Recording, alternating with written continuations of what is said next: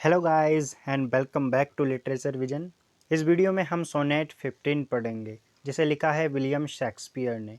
इस सोनेट को इसकी फर्स्ट लाइन से भी जाना जाता है, when I consider everything that grows. हम सभी जानते हैं कि विलियम शेक्सपियर ने 154 सोनेट्स लिखे थे। इनमें से फर्स्ट से लेकर 126 सोनेट्स तक एक फेयर यूथ को एड्रेस्ड किया गया है।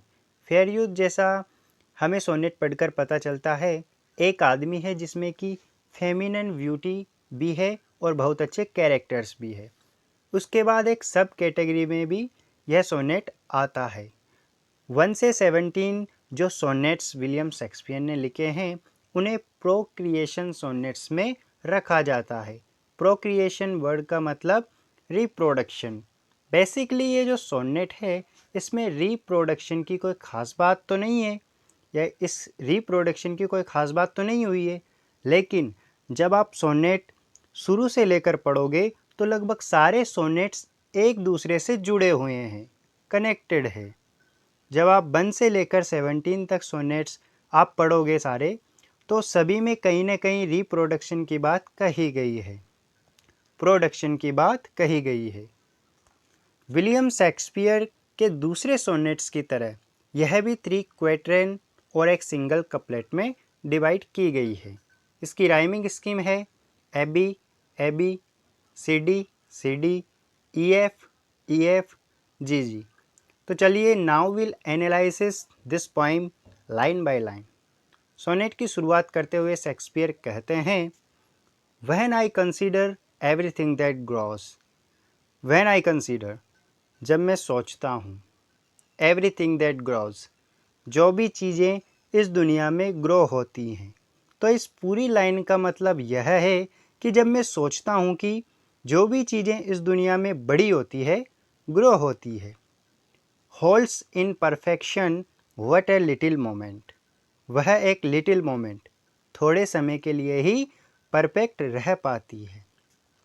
That this huge stage presented not what shows.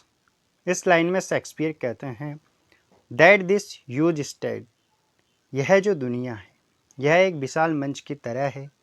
Presented not what shows, इस पर कुछ और नहीं बल्कि शोज़ किए जाते हैं, यानी कि परफॉर्मेंस की जाती है। अर्थात यह जो दुनिया एक विशाल मंच की तरह है, यहाँ पर हर एक व्यक्ति का अपना रोल है। हम आते हैं और अपना रोल निभाते हैं और निभाने के बाद चले जाते हैं।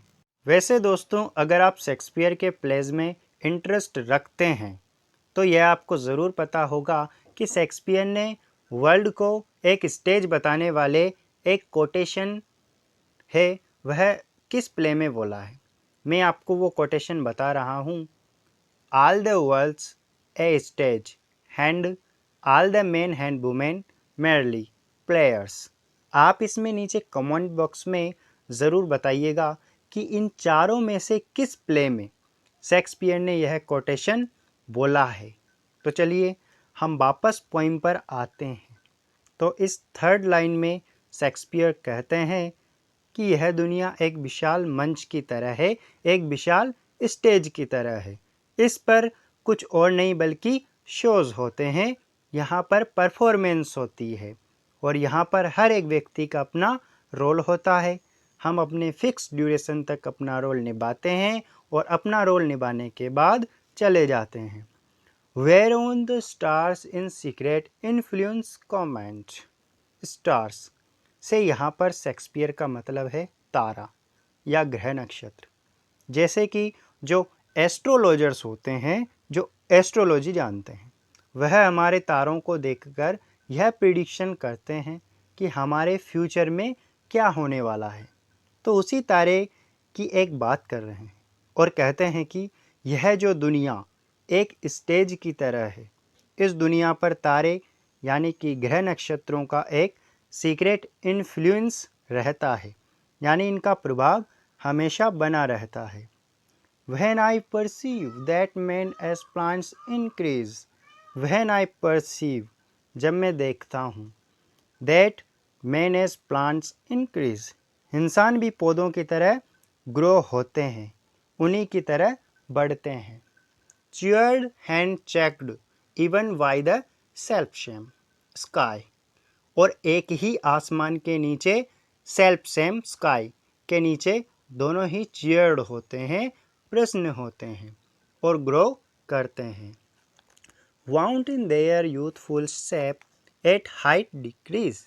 दोस्तों, यहाँ वाउंट का मतलब होता है डींगे मारना। तो पॉइंट यहाँ पे कहते हैं कि यूथफुल के टाइम में, जवानी के समय में जो हमारी ब्यूटी होती है उसके बारे में हम अक्सर डींगे मारते हैं, बहुत ही प्राउड महसूस करते हैं। एट हाइट डिक्रीज, और यह जो ब्यूटी है वो हाइट पर, एक हाइट पर म्योच्योर होने पर डिक्रीज हो जाती है, कम हो जाती है। And wear their brave state out of memory. तो यहाँ पे पोइट कहते हैं and wear their brave state. Brave state से यहाँ मतलब है ब्यूटी के जो क्षण हैं, वो जो मोमेंट हैं हम अपने अंदर बसा कर रखते हैं।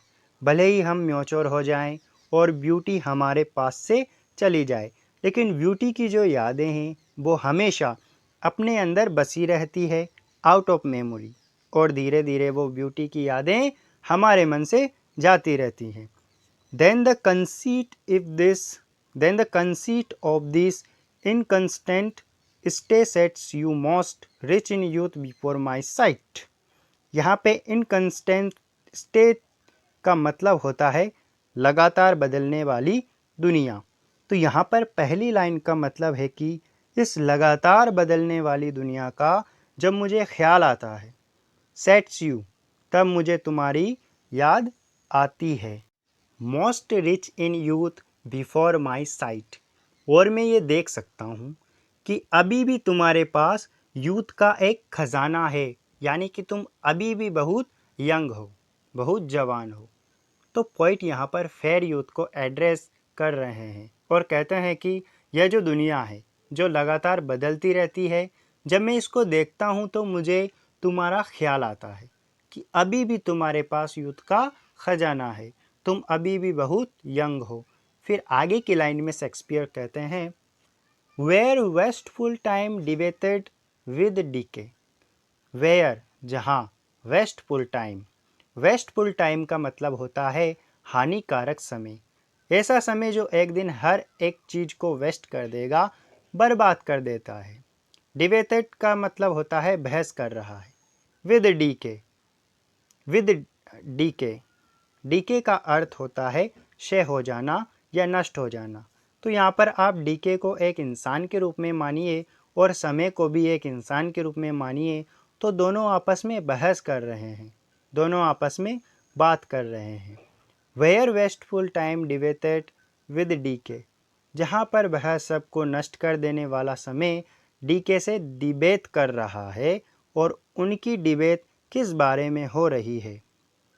To change your day of youth to sullied night, कि कैसे तुम्हारे यूथ टाइम के सुंदर दिनों को सुलाइड नाइट, सुलाइड नाइट का मतलब होता है गंदी रात, जो टाइम है वह डीके से इसी बारे में बात कर रहा है कि कैसे तुम्हारे यूथ के सुंदर दिनों को सुलाइड नाइट यानी कि गंदी रातों में बदल सकते हैं। Hand all in war with time for love of you. तो इस लाइन में पोइट कहते हैं and all in war with time, और मैं समय से लड़ाई कर रहा हूँ, फॉर लव ऑफ यू, तुम्हारे प्यार की खातिर, मैं समय से तुम्हारे प्यार की खातिर लड़ाई कर रहा हूँ। As he takes from you I engraft you new. As he, जैसे ही वह, यहाँ पे वह का मतलब होता है समय, जैसे ही समय टेक्स फ्रॉम यू, तुमसे तुम्हारे सुंदर दिनों को ले लेगा, आई एनग्राफ्ट यू न्यू। दोस्तों, यहाँ पे एनग्राफ्ट का मतलब होता है कलम लगाना। पौधों की कुछ डंडियों को लेकर उसकी कलम बनाकर उसको फिर से लगा देते हैं, जिससे वह फिर से ग्रो हो जाता है। तो यहाँ पर भी एनग्राफ्ट का मतलब होता है नया जीवन देना या फिर कलम लगाना, फिर से यंग बना देना। तो पोइट यहाँ पे कह रहे हैं आई एनग्राफ्ट यू न्यू, कि मैं तुम्हें फिर से एनग्राफ्ट कर दूंगा। तो इन दोनों लाइनों का मतलब है कि मैं समय से तुम्हारे प्यार की खातिर लड़ाई कर रहा हूँ। जैसे ही समय तुमसे तुम्हारे सुंदर दिनों को छीन लेगा, मैं फिर से तुम्हें एनग्राफ्ट कर दूंगा, यानी मैं फिर से तुम्हें यंग बना दूंगा। और इसी लाइन के साथ यह पोइम समाप्त हो जाती है। Don't forget to answer the question in comment. Video अच्छी लगी हो तो लाइक करें, कमेंट करें और फिर से ऐसी ही बेहतरीन वीडियो पाने के लिए सब्सक्राइब करें व बेल आइकन को प्रेस करें। मिलते हैं किसी नए टॉपिक के साथ, तब तक के लिए जय हिंद।